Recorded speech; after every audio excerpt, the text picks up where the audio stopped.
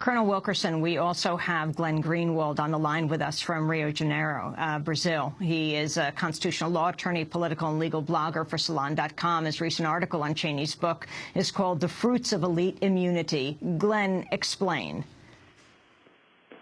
One of the most significant aspects of the rollout of Dick Cheney's book is that he's basically being treated as though he's just an elder statesman who has some controversial partisan political views.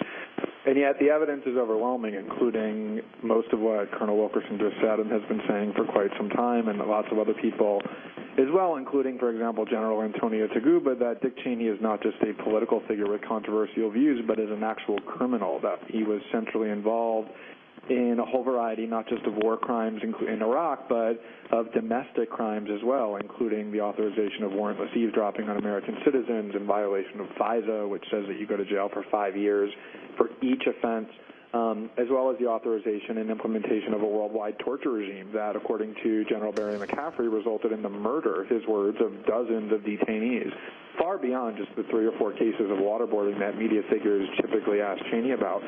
And yet what we have is a government, a successor administration, the Obama administration, that announced that there will be no criminal investigations, no, let alone prosecutions of any Bush officials for any of these multiple crimes. And that has taken these actions outside of the criminal realm and turned them into just garden variety political disputes. And it's normalized the behavior. And as a result, Dick Cheney goes around the country profiting off of this, sleazy, sensationalistic, self-serving book, basically profiting from his crimes, and at the same time normalizing the idea that these kind of policies, though maybe in the view of some wrong-headed, are perfectly legitimate political choices to make. And I think that's the really damaging legacy from all of this. Colonel Wilkerson, do you think the Bush administration officials should be held accountable in the way that Glenn Greenwald is talking about? I certainly do, and I'd be willing to testify, and I'd be willing to take any punishment I'm due.